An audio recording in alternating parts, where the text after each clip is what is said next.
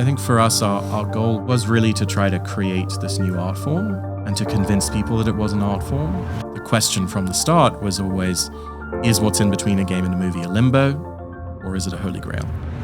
So do you think that dream is dead? Yeah, that dream is dead, certainly. Whether VR will ever take off? No, I don't think so. Do you think there's ever a world where like the consequences are so real that getting into danger in the game would actually result in danger to your real life? Well, Palmer, who created Oculus, he actually designed a VR headset that would kill you.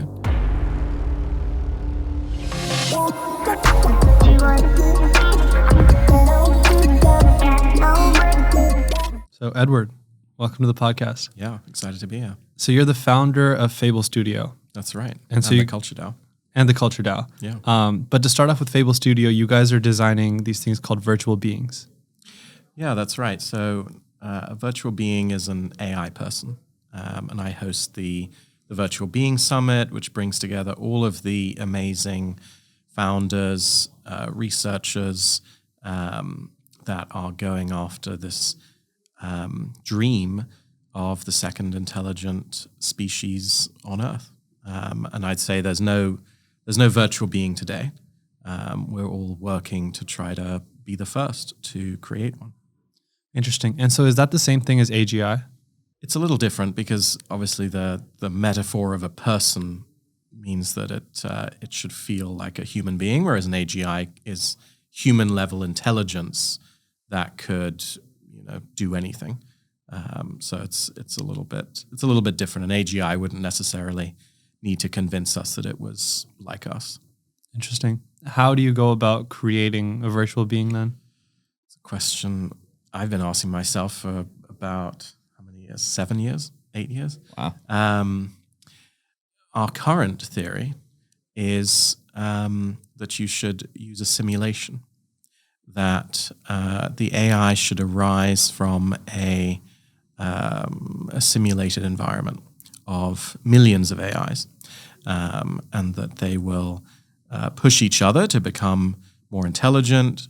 Humans can aid in that process, and that from this vast simulation, one will rise as a truly intelligent being.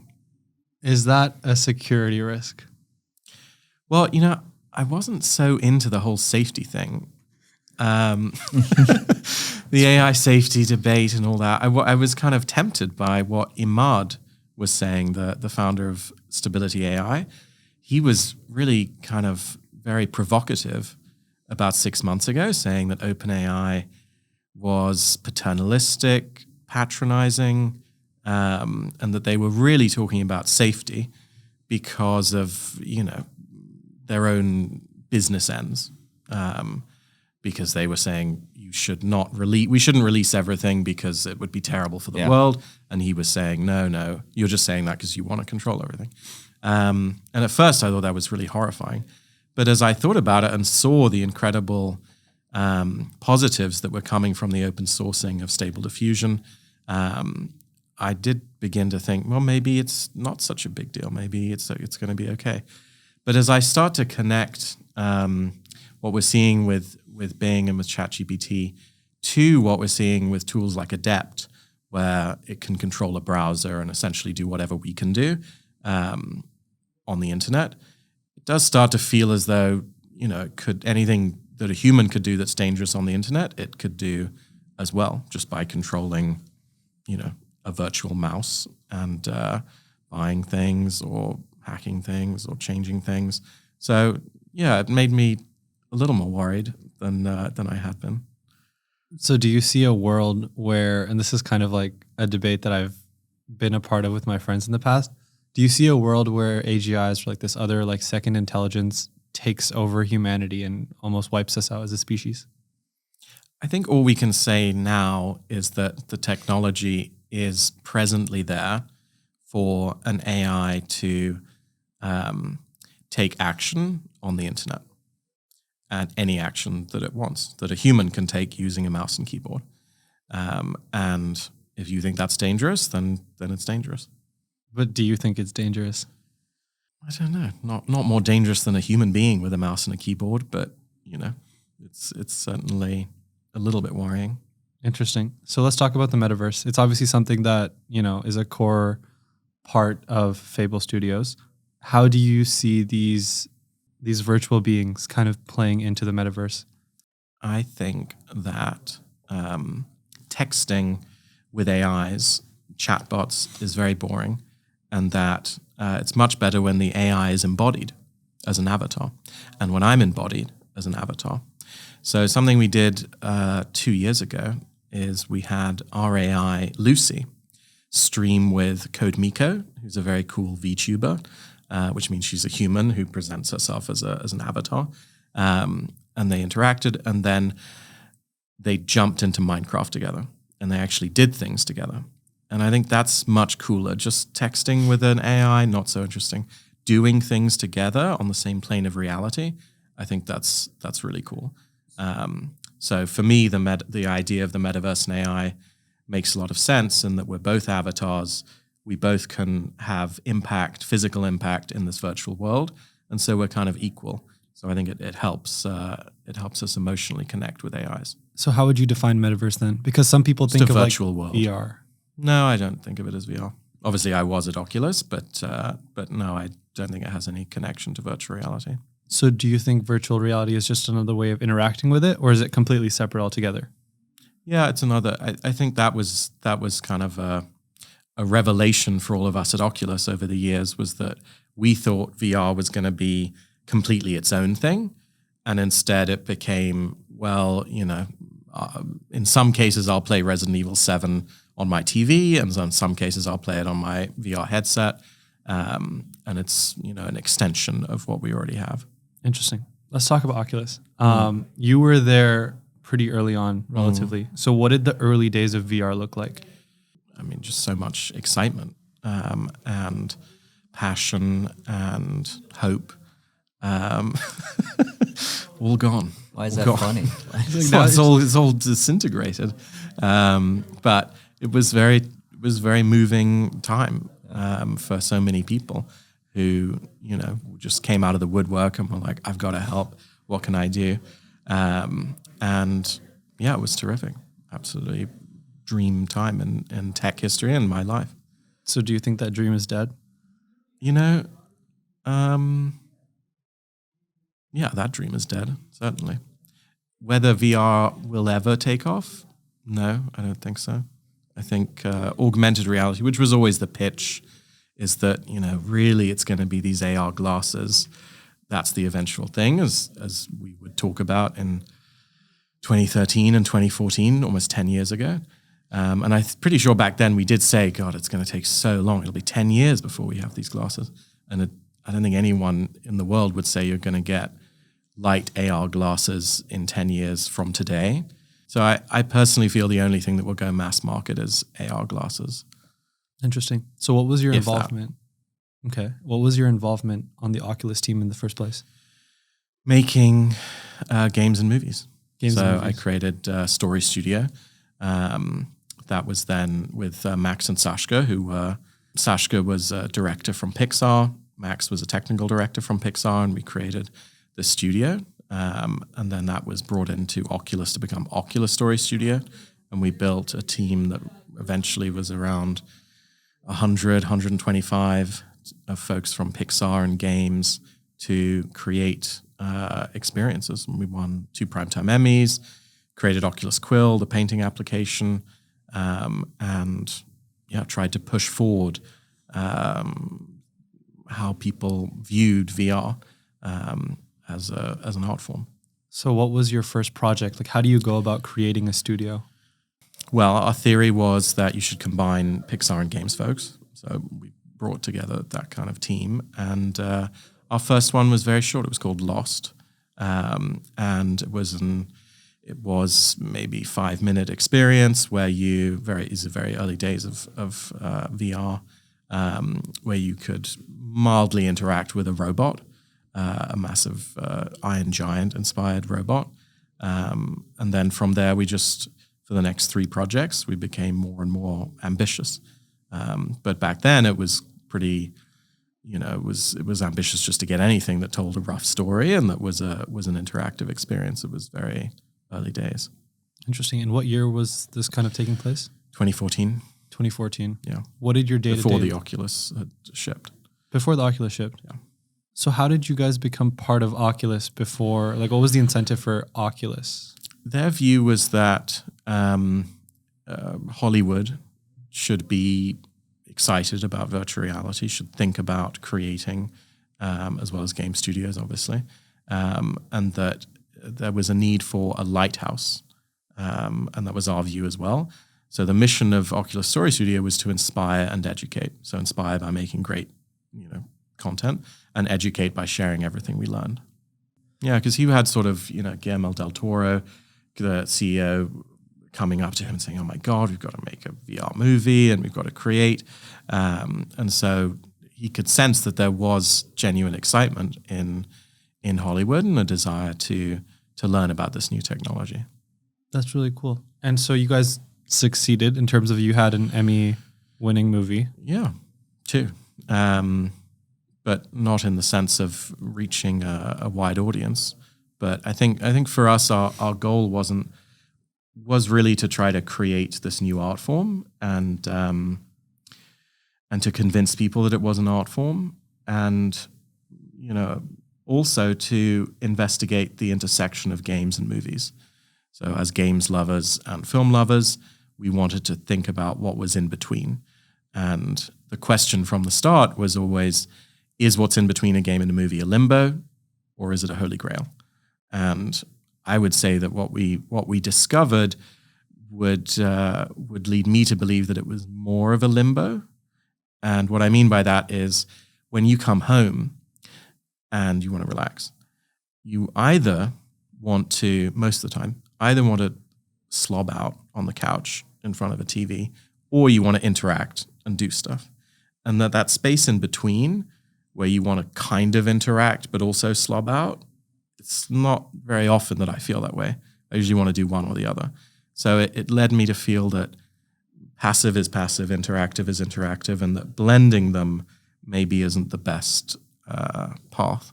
That actually not that many people, not that often, want to both be interactive and passive.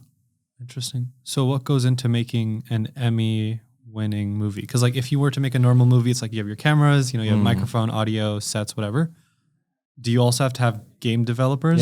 Yeah, exactly. Yeah, so you're making an experience that, with Wolves in the Walls, for example, our Neil Gaiman adaptation, where you are creating an interactive experience where what you do can affect the main character. And in that case, the character, Lucy, could see you. You were her imaginary friend. So she would ask you for help to do things and to take action within the story and the environment and the game. So yeah, it was exactly that. It was a mix of a game and a movie that I think people were pretty blown away by just how far you could take it. But I still walked away thinking that better to separate off movies from games, not to try to blend them. Do you regret your time spent there? No, not at all. No, I mean, I love what I've always personally wanted to do is to create the next great art form. And so, this was an important part of that quest. What do you think was the last great art form? Cinema and games. I guess games did come after cinema, so games and cinema. What comes next? Cinema's 120 years old. Something has to replace it or revolutionize it. And games are still it's still exciting every year. It doesn't feel as though we've come to the edge of that medium, but maybe. There's so many sequels. And I personally think that AI has a good, and that's why I created the CultureDAO, that AI has a good chance of being that revolution both for cinema and for gaming. Why do you think that AI is going to be the revolution? Well, it's different in each medium. In cinema, I think that AI could make cinema more like novels. And bear with me, that obviously sounds terrible. But one person can write a novel and can change the world, and everyone's talking about them and thinking about their ideas. One person cannot make a film. There's really only Vincent Gallo, and even he had a cast and all that, but very few people can make a film as one person. I think in the future that will change. I think this year, potentially, we'll see, and we're working on some AI movies that are able to be made with one person or a tiny team that feels, the level of a large team, large budget. So I think that's one thing that we'll get different kinds of stories, different kinds of movies when you don't need to go through the committee-driven process. Even in an independent film, there's still a committee, right? Your collaborators, your actors, brilliant people, but at the same time, the really focused vision of one person, gets diluted through that. So maybe it will refresh the entire medium. In games, I think it's more about personalization, about the ability to interact with characters will just vastly increase, so that you have a kind of infinite game where you have endless NPCs, endless exploration. The world is reacting to your decisions. There are actual meaningful choices, because a lot of games make you feel as though you have meaningful choices, but ultimately they discovered a decade ago that nobody played all of the choices, and that their budgets were going up, and so they were like, okay, forget about this. We're just going to put you through a funnel and make it feel like you've made a decision. But if the cost of that generation goes down, you actually could have genuine, meaningful choices. And then the last thing, just on the storytelling side, have you guys seen AI Seinfeld? Did you notice that it blew up on Twitch? There's definitely something there around this idea of personal content, endless content. Like, you want to watch Star Trek: The Next Generation, but with the old actors and exactly as you had it, but new stories.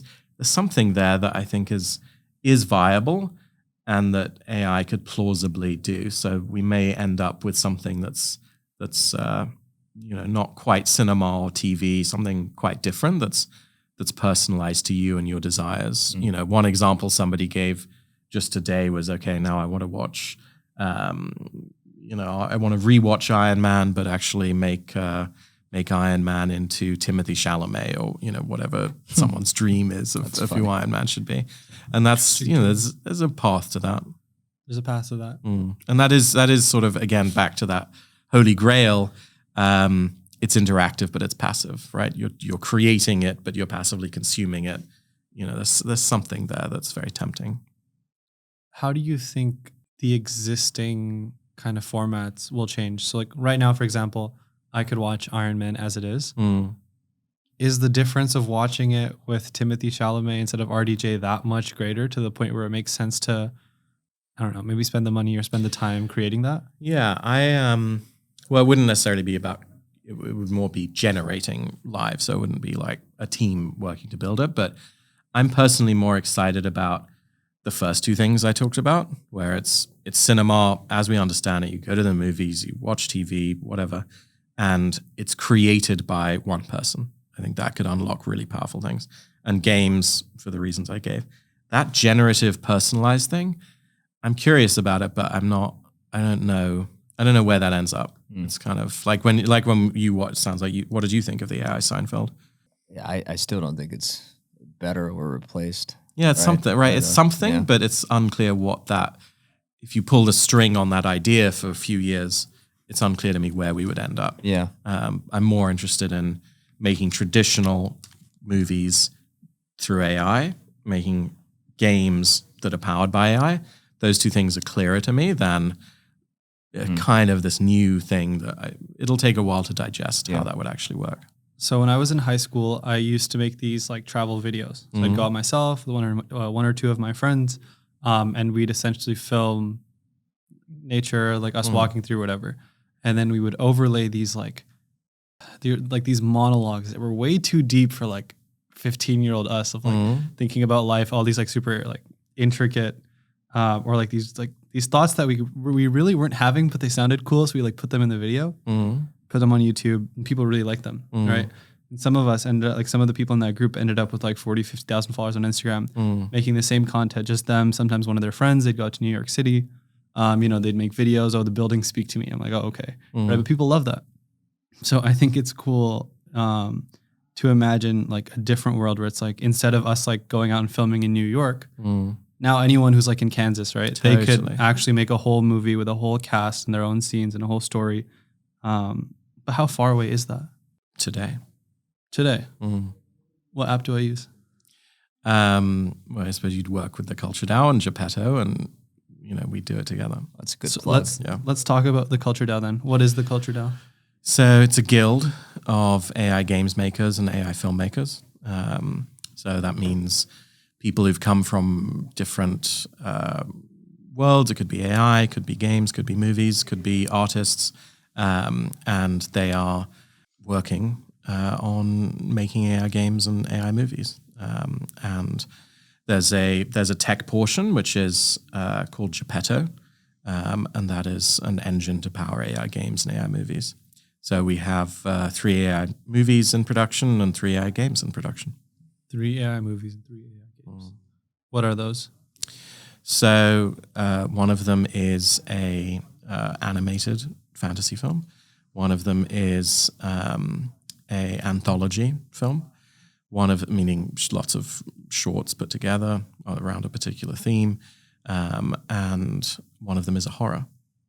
Interesting. Yeah, and then the games. One of them is an RPG. One's a sort of BioShock inspired thing, immersive sim, and then the third is Gary's Mod inspired. If you know that, So essentially, how we built our own text to 3D model. Okay. But I don't like just the idea of creating props. Like the whole point of 3D is you should be able to do stuff with them. Sure. So like being able to generate absolutely anything and then interact with it. I think that's cool. Like generate a car, drive it, generate a gun, shoot it, generate a wall, build with it, like anything you want. Whereas Gary's Mod was limited. So, okay, I want to run a scenario by you. You're saying if I wanted to go make this movie, I would work with the CultureDAO. Or the CultureDAO and Geppetto, yeah. Geppetto. But it would have to be, I suppose that's the difference, is that you want to create something that lasts. Sure. So it would have to be good. It would have to be good, right? Yeah. So let's run through this scenario together. Have you seen The Social Network? I liked that movie. Very It's good one movie. of my favorite movies we talk about all the time. He likes the screenwriting in it. So if I want to, let's say, make The Social Network, but around, what's his name? Bob Iger, like CEO of Disney. I really Very like his interesting. story. One of my favorite books. If I want to make that movie, what is the creative process like together? It's very iterative. I would probably recommend that you think about your own personal connection to that material, because if you don't have a connection to the material, then it can lead to more generic work, things that aren't kind of interesting to watch. Sorkin obviously sometimes puts in his experience with substance abuse, or he puts things into his Sorkinisms. That's what we call it, yeah. Yeah, like you have to have a connection to it. So I think that would be important. Why did this story connect for you?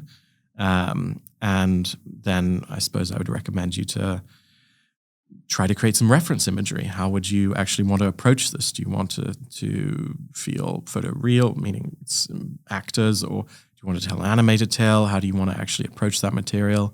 Maybe come up with a treatment of a couple pages, and then we would start working together on animation techniques and how to do it.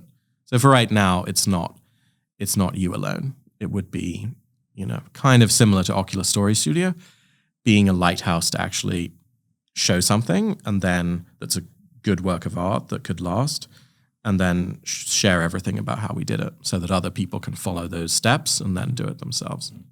Interesting. And then in your mind, what defines the difference between something that is like, ever like timeless versus something that just a normal YouTube video? Well, I guess it wouldn't be the personal connection, because obviously a YouTube video often does have a personal connection. Yeah, the process of cinema theoretically would be that you're going into a darkened room and you are pretending to become the protagonist. And you're almost kind of experiencing all these things as that other character. A YouTube video is quite different, and then I'm just curious as if I'm at, let's say, the kind of educational YouTube videos where someone's teaching me something. I'm curious about that person. So it's a different process. I wouldn't say one's better than the other, but we're doing quite different things. Absolutely. Where I'm trying to project onto the protagonist, and I am that character for a little while, which is a little different to the feeling I get watching a YouTube video. Right. Is there a protagonist in a story or like a movie that you really identify with? Well, we all love Citizen Kane, don't we? Yeah. So, yeah, I suppose I think he's pretty cool. How come? He's just completely insane. I mean, he's so intense about what he wants to do. Do you think you identify with that because a part of you is maybe like that? I hope so. I mean, he's such an interesting figure. Obviously, he destroyed himself, unfortunately, but what an interesting person. You talking about Orson Welles or Citizen Kane? Yeah, Orson. Well, they're both so cool. I mean, he is basically Citizen Kane. Yeah. I mean, he's so... And, they showed accurately with Hearst, who it's all based on, just how vigorous he was, when he was kind of building all that stuff. He was dynamic and entrepreneurial and an innovator in the space of news and media. Yeah. When you go through the creative process of Fable Studios and Oculus Story Studios, what does your process look like? Do you see that insane side of yourself come out? No, because there is one difference, which is he obviously is very focused on his own, on expressing himself. And my job at Fable and at CultureDAO is trying to get people to come out of themselves and create something that's personal to them, not personal to me. That makes sense. And so with CultureDAO specifically, how big is the guild? 700 people. And what does someone get by being part of the guild? Is it they get to work on these projects together? Is it just the community? Yeah, I mean, it's really curiosity about this new medium that's being built. They can contribute to it. They can be a part of building these two new mediums of AI games and AI movies. And then if there is something that is chosen to work more on, then they would work with Geppetto, which is the kind of tech side, to actually bring it to life. So yeah, they're kind of, I guess, part of the movement. Interesting. If I wanted to contribute, what would that look like? Well, I mean, it's similar to so I originally came to the US to join the Obama campaign, and created social and data tech for the campaign. And one of the most important experiences was that whenever someone would walk into the campaign office, you would talk to them about what they wanted to do, what they were good at, and then you'd figure out what they could do to be part of the whole wider campaign. So I guess I'd have to know you better. Interesting. Why do you think more people haven't kind of gone for this DAO or guild structure then? I don't know. Have you ever seen any downfalls with it? Well, of course, definitely. But I think the more important thing from my perspective is to divide up what a company is good at and what I've observed a DAO being good at. And a DAO is good at, from what I've seen, not that many things, but a few good things. Giving people a sense of a flat structure and voting and the ability to kind of guide what's happening. I don't think it's good at being a company. And so that's part of why Geppetto and the CultureDAO are separate. I felt very uncomfortable as I was watching DAOs take on employees. That feels a bit off to me, because you're just lying. If you're not assigning someone to be the CEO of the DAO and deciding that your burn rate is too high and you're going to run out of money and you've got to fire people, then it's just it's a play company. You may as well just call it a company. So with the CultureDAO, we don't have a burn and ongoing expenses and all of that, because I think the second you have that, especially if people are employed and relying on you for mortgages, their kids' school, whatever, and someone has to make that decision, and that's a CEO. And so once you have a CEO, you don't have a DAO. So I think really narrowly focusing on what DAOs are good at makes way more sense to it. Obviously, everyone loves Nouns DAO, and I think a large part of that is that they have the grant structure that's very clear. Like you grant something and then it's gone. It's not a burn rate. There's not this panic of like, oh my God, we're going to run out of money. There are some artificial things that make Nouns DAO better, which are someone every single day has to support it. And in many days, it appears to me that, the community is kind of making sure that the floor price is maintained and all of that. So it's not a totally natural thing, but it's an incredible win. And I think a lot of that is because of the grants. Same with like Maker, like grants make sense to me. Employees and structures, and I saw quite a lot of DAOs like go that route of like, we're going to have employees and we're going to do things that basically you should just create a company for, a separate company. Interesting. So for, I guess, more context, I want to talk about the grants thing a little more. So in a normal company, it's like, okay, I hire, there are 4 people in this room right now. We would each have, let's say, a burn rate of $10,000 a month if it was a real company. At some point, the company runs out of all the money in the bank. But what you're saying is in a DAO, the pot is like $100,000 and it's grant-based. So it's like if you wanted to build a project, the DAO votes, I guess, and then $10,000 goes away. But there's nowhere else for the $90,000 to go unless someone agrees. Unless everyone agrees. Everyone agrees. And also you can't pledge money that you don't have. So or it would be insane to do so. You obviously could say that was a rule, like we have 100,000, but we're going to give 20 grants of 10,000 each and just hope we come up with the money. That would be bad. But yes, that's basically it. You run out of money, then you don't give any more grants. Where do DAOs raise money from? An interesting question. One that I have not effectively solved. They could release NFTs, which is what Nouns does. They could do a whole range of things, but so far Nouns is the only successful one, and there's an element in which it's sort of supported by the founders, so it hasn't really become let's say self-sufficient. Some things that have found product market fit have experimented and tried to decentralize themselves so that, let's say, there's like fees from a product that does have product market fit that are going into a treasury, and then those things are being granted. That, crypto is pretty young, so not that many tools have found consistently revenue generating product market fit. True. But, once you have a company like that, then that's plausible. You'd have to make sure some group is in charge of innovating and like killing the product you have to, make sure that you stay healthy. But that seems plausible and logical and could be a better way of distributing resources than if you had the CEO of a product market fit post-revenue company. So that's a really cool experiment, but nothing yet, including us, nothing yet has that level of product market fit or reliable revenue. And Nouns solved it by the daily auction, but it's kind of, it's not really self-sustaining yet. So with the CultureDAO, where do you guys kind of bring money in from? Question we're still considering. Got it. Yeah. And then at what point would you say you've reached product market fit? Yeah, I think again, a DAO isn't necessarily the right path to find product market fit. I think that a DAO is good at exploiting product market fit potentially, but to find it, I would say that you need a CEO. So the grants that the CultureDAO give more around investigating AI, exploration, experimentation. It's not that we're trying to build a culture app through a DAO process. I'm not sure a DAO is the best at finding product market fit. I'd be curious to know more about, you were talking about Seinfeld. And can we get to a point where we have this strong IP with just AI generated shows that don't have a built-in, let's say, audience or character, that they can be as successful without people in it? Much, much harder.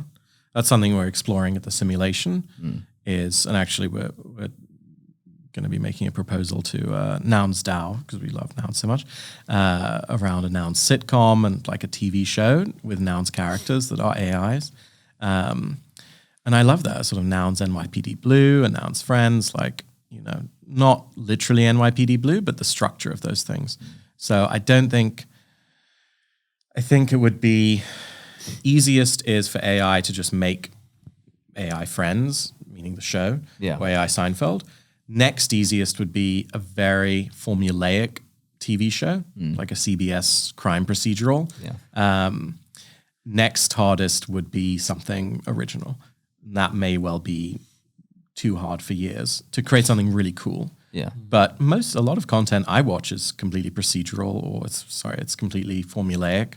I don't mind it. I like seeing the moral quandaries of Captain Picard, or the next exciting thing that's going to happen to some kind of sitcom character. I like Frasier, something like that.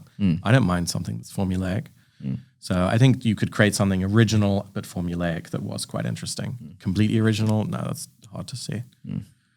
What do you think goes into making an actual, viral is the wrong word, but like what do you think goes into making like a proper show that people would like come back to every single week? From AI. From AI, but also like just a normal show in general. Well, in a normal show, it's just so varied. But for AI, I found the Seinfeld thing very interesting, which wasn't on a weekly structure. It was an endless stream. That I thought was kind of cool, and so maybe I'd like something more like that, where I'm just checking in on my friends. Yeah, because that's an advantage that AI has, where I could sort of just turn on the TV and how are my friends doing? They're doing well or badly, or this one's dating that one, or that one's got into a fight with that one. I guess I'd watch that. Would you? I don't know. I don't think I'd be able to get over the thing in my head of like, these aren't real. Like this isn't. You mean like when you watch any TV show? I thought that when I don't know. Yeah. It seems so different.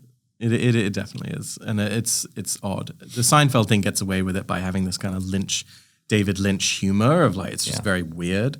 So if you took that away, would it actually be entertaining? If it was actually good Seinfeld, would you watch it? I don't know. We're investigating it. There's a Fable where for the last 2 or 3 weeks, we've been creating Friends episodes. Oh, yeah, because the one I was watching today was Chandler adopts a lion cub. okay. And so Joey's kind of upset with him, and the conflict there, and then Monica has to choose who to take on a date, and it's pretty good. I mean, it's like the voices are perfect, and it's got a structure. We've been kind of thinking through a sort of showrunner, AI showrunner that can construct the different scenes and a kind of arc for the episode, can say what happened in the previous episode, so that's brought in what's going on this year in the characters' lives. So it's actually pretty cool. I think I don't know if we'll ever release it, but it's very cool, and we're doing it because we're investigating this idea of 24/7 story within the simulation, that you can kind of observe what's going on in the simulation on a hourly basis. So I think it was Vishal who was watching a video earlier, but it was essentially like, I guess the way I would put it is almost like if GTA 5 was like real money, right? Like you have actual real consequences. It's a simulated world. It's like your digital wallet, like you have a crypto wallet, but that's like the actual wallet that you use in the game.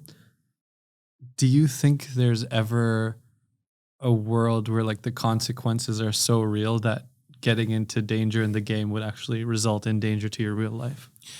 Well, Palmer, who created Oculus, said that he felt that there should be, he actually designed a VR headset that would kill you. So there was a little like explosive device that would put a spike through your head. And his justification was, well, we all play. You can't say that nonchalantly. What? He designed a VR headset. You can't do that monotone. Brain. Right. You're not an AI. This guy's a billionaire. Everyone knows his public figure. Try this one again. Well, he was saying that we all sit and watch boxing. We watch Formula One. There are sports and games that lead to death if you make the wrong decision. So why shouldn't? I mean, it will happen. If we're comfortable doing it, we haven't banned Formula One sports. I'm sure there are a lot of sports that you guys watch where people die by mistake. Yeah. But it's clearly part of the kind of setup that it's a risk. So his argument was, well, for those of us who like watching esports, why shouldn't we have the, I don't know, I guess it must go back to ancient Rome, Otherwise, we all would be protesting and saying we've got to get rid of Formula One, but actually we're totally fine with a racer dying every few years. Apparently, I don't watch Formula One, but you guys are, or someone is.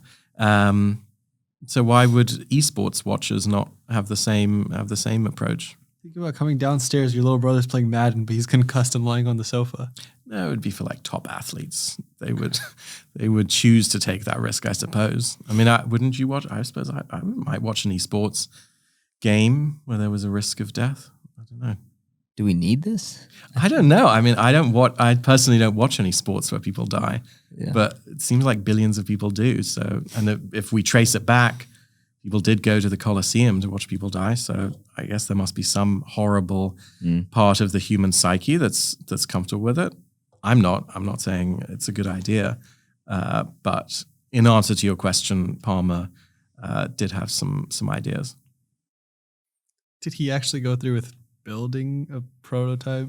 I think he did. He released it. This isn't an Oculus story. This isn't an Oculus story. This is a Palmer post-Oculus story. Okay. Where he was... that makes a little more sense. Yeah, I was kind of seeing your reactions and I was like, do they think this was a prototype? I was like, this was not a prototype. Okay. I thought this was not a Zuckerberg was prototype just at running Oculus. around with No, that would be kind of, I don't think a company should be doing that, killing people. That would not be a good idea. But really?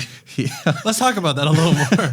Why not? He released a kind of post to explain how his headset worked and how it would kill you and all of that. It's a plot of many TV shows. I think you referred to Sword Art Online a lot. It's an anime where is that like Squid Games? Isn't that somewhat? Yeah, which we all watched, right? People die. Is it death is a consequence, or no? I don't know. I mean, if we all think that the metaverse in 200 years will be indistinguishable from reality, probably something like this will happen. I don't think it's a good thing, but it does seem as though that's the direction we're all going. It's interesting. I think I brought this up in another episode talking about AI, but maybe like I was talking to Vishal, and it's like he thinks the idea that people spend more time texting people on like Discord versus hanging out in real life is like weird to think about. Whereas like people my age, like I know kids in high school who were always on Discord and they had fake names. You guys are different ages? Yeah. What's the difference between your ages? Whoever's the older has done very good moisturizing of their face. I can't even wearing tell. A hat, I can tell you who's older. Tell, but I'm the older one. You're the older one. We've done excellent skincare. Very good thank work. you. This is a beauty channel now. Appreciate it. So you were saying that your generation, the younger generation, so like I have like friends, you and me, basically, right? Us, like you and me, not him. Yeah. They were more comfortable having like pseudonyms online, right? Like they had a whole other personality. They spent a lot of time on Guys, Discord. It's 2023. This is all obvious stuff. The more interesting stuff is when people are chatting with AIs as they are in Replica. And if you saw the erotic role play was switched off. The who? So Replica, the app, right? Yeah. So Eugenia switched off erotic role play for these people so that they could no longer role play sexually with the Replica AI characters. And people are very, very upset. They're up in arms because they had projected such an emotional relationship onto these AI people. I think in Japan we already have, right? Say it again? Overseas, it's isn't stuff like that still active with AIs or no? Well, I mean, this was globally with 10 million users until a week ago. I think the decision she made was global. But yeah, globally, obviously, there are other apps than Replica that allow you to do that. And there are clear arguments why that's a good idea and why that would be a bad idea.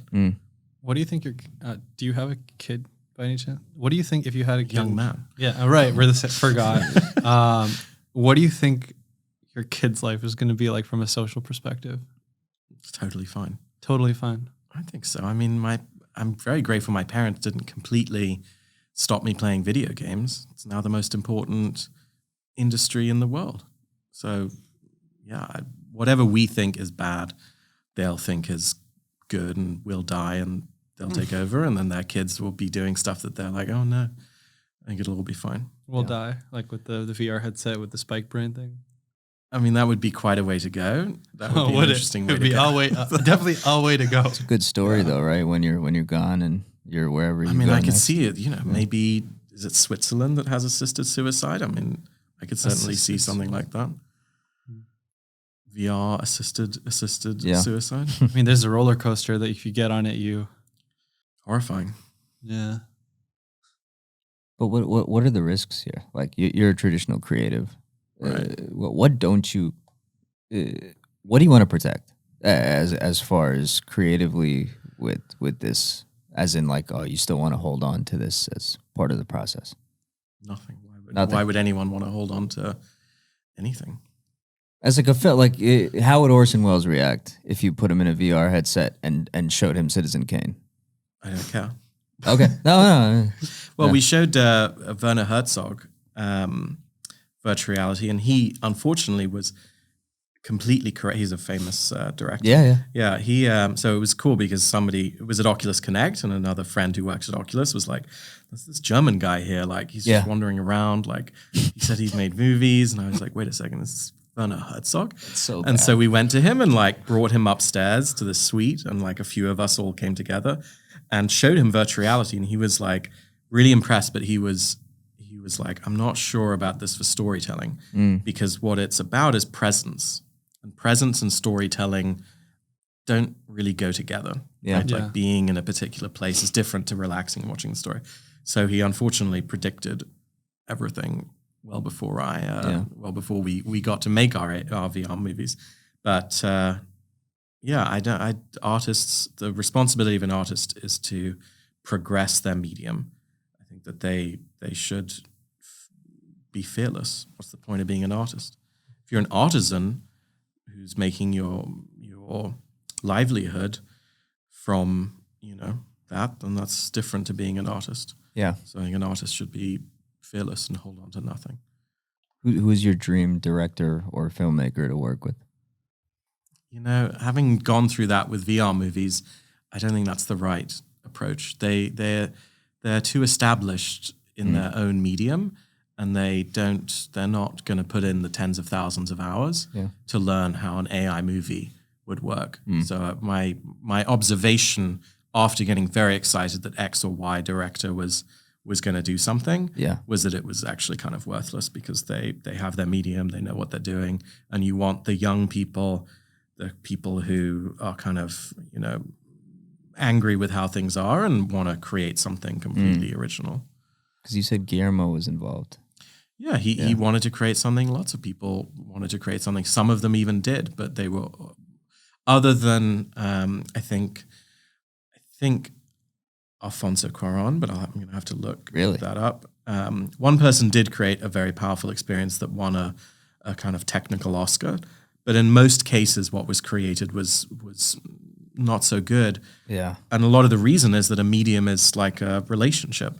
So at the very beginning of VR, everyone was like, "Oh my God, well, you can't move around, so why don't we put you in a wheelchair?" Everyone has that thought the first day after thinking about how to do a movie. So you have to be with the medium for a while and kind of learn it and what it's good at and kind of, really connect to it. And they don't have the time because they're successful filmmakers. Alfonso's insane, so he'd be perfect. Yeah, right. Like he was really good. Yeah. Also, a lot of them weren't gamers. That was the other drawback. Like if you aren't a gamer, you struggled with VR, storytelling. Yeah. So we do this thing towards the end of our episodes, like a rapid fire section. Ask you a question, answer, etc. So the first question. I may not answer rapidly, but you can ask the question rapidly. Fine. How do you want to be remembered? I don't know, as a dad, I guess. That would be nice. Okay. What's the best advice you've ever gotten? Slow down. Unlike this rapid fire. Yeah. What's the worst advice you ever gotten? I'm trying to think of the way in which people phrase the opposite of slow down. Speed which up. is usually, well, it's not quite speed up. It's because going fast is cool, but like if we don't do it now, then like something terrible is going to happen. Like that stuff never really seems to go well. Yeah. What's the best movie or your favorite movie? Either The Manchurian Candidate or Passion of Joan of Arc. What are they about? One is it's a silent movie about Joan of Arc, and she's being interrogated by these old men who think that they're more intelligent than her, and they're trying to trick her into showing, that really she's not talking to God and she's just a moron. And she not only has great faith, but also, outwits them and shows her like deeper intelligence than them. And then, unfortunately, they kill her. But, then in The Manchurian Candidate, it's about a lot of things, but I suppose it's about the assassination of a presidential candidate by a man who has been brainwashed by his mother. Oh, wow. Well, last question. My mother didn't brainwash me, but that's sort of I've just ruined the movie for anyone who hasn't seen it. It's a I don't think you disturbing ruined twist. it. I think it's You've still worth watched it? watching. Yeah. It's a masterpiece. I think it's worth watching. You're a fan of that too? Yeah. Yeah. I mean, it's such a fantastic. totally insane film. Really cool. I think it was kind of taken out of circulation for a few years after Kennedy was killed, because Frank Sinatra, who was in it, was a friend of JFK, and he was like, fuck, did I have anything to do with this? And really, I mean, completely amazing film. What's your favorite film? You're obviously a movie lover. Favorite film? Yeah. I mean, you got me thinking about Guillermo, so I almost have to say Pan's Labyrinth. It's pretty good. But Usual Suspects, probably up Also there. excellent. Yeah. Yeah, I love Still Works. Yeah. The twist. Can you see? I keep going back to how AI can just capture those moments. Yeah, I mean, I agree. That's the problem. Like, how much is AI? I think AI can only, right now, can create, I would feel confident in its ability to create a scene that occurred between two other scenes in a movie, or an episode that occurred between two other episodes, and you tell it everything about the, kind of let it auto-complete an episode. That's as far as I think it could do. Those kinds of rich storytelling, I just don't think it's going to be good at that. Yeah. And then 10, 15 years, where do you project? Not only where your companies will be as far in this process, will we be seeing Oscars only to AI films? Like, do you think it'll penetrate that deep? Well, in cinema, in games, clearly, all games already have so much procedural generation that it's just a different thing. The NLP stuff is probably the most exciting, but that will happen within a year or two. With movies, I think within the next 10 years, and I hope the simulation is a big part of that change. But in movies, I think the first Oscar to go to an AI movie will happen in the next 10 years. And just to clarify, it's not pre-production. It's not about concepting and all that. It's about the actual entire movie is made with AI. And in the game space, it's not about pre-production. It's that the entire experience of gameplay is substantially AI-based. So it's not just, you created some, obviously Emmanuel is brilliant. He created a scenario, and he's been talking about how you could pre-produce, but I'm also really excited about actual AI movies and actual AI games. So what are we going to do with all the SAG people that... The actors? Yeah. Well, I mean, I'm The super what excited about deepfake. I mean, that's Yeah. why I would certainly hope that we're able to make a deepfake AI movie through the CultureDAO. And I think the way that would be exciting might be, okay, I want to see Joaquin Phoenix as President Nixon. And so it's Nixon's face, but it's the artistic decisions of Joaquin Phoenix. So I think deepfake is a really fascinating new area, as well as potentially I want to see Timothy Chalamet as Jack Nicholson. As Jack Nicholson? Well, I don't know. He probably would be the worst Jack Nicholson. Who would be a God. good Jack Nicholson?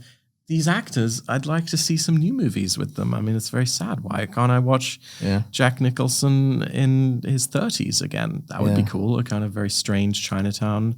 I was going to say, sequel. I want to see Chalamet play Chinatown. I want to see him play that role. That would be kind of fun. Is he the only star? Is he the only young star? I guess he kind of is. It's the one But we're anyway, thinking of, right? Deepfake, I think, is cool. That would give new work for actors. And the artistic decision, that's the only important thing, is like, is there an intelligence that's making an artistic decision? And that shouldn't be AI. That's why all the movies we're talking about have directors and writers. Yeah. It's just about, can one writer-director make an entire movie? That's really powerful. And yes, in that case, maybe have no actors. But we already have movies with no actors, right? I mean, we have animated movies, so it's not too revolutionary. Yeah. So if we write something, you're the guy to come to. Well, if it's something that's personal to you, Okay. Yeah. something you can, if it's that you can connect to, and that's also universal. That's kind of an initial test. Okay. Founders Inc. X CultureDAO Yeah, movie coming out. right? we'll Like, cook let's- something let's up. make I think we something. can. We have a lot Absolutely. of smart Well, you're obviously a people in movie here. lover, so you kind of think about what Yeah, he kind of sold a movie script. is it like? We can try. Yeah. Yeah, he did what? He sold a movie, or he screenwrote a movie and sold Tell me it. about that. Yeah, I was 15. I sold it for like a few bucks to a production company. Pretty cool. Yeah. Yeah, so we should do Never gets something. made. When I was young, I thought if you buy it, they But make that's it. the thing, right? Yeah. So many great stories are just sitting on a shelf. Whereas if you had the power to make something and it was your big shot to kind of show this is, what I want to communicate, then you actually would have the power to, instead of needing, a $10 million budget and tons of people to say yes to you and kind of water it down. So I think we'll see much more radical cinematic experiences. I have so many scripts lying in the. That's right. Let's make it All work. right. Well, another Founders Inc. project. Yeah. Let's go. Awesome. Well, where can people find all your projects online? Fablesimulation.com. And then the CultureDAO on Twitter. Awesome. Any personal socials to plug? Not really. Not really. No. Respect. Personal Okay. socials to plug. Gosh. Oh, wow. Yeah, it is. So oh, wow. All right. Well, Edward, thanks so much for coming on. All right. Thanks, guys. Yeah, this was fun.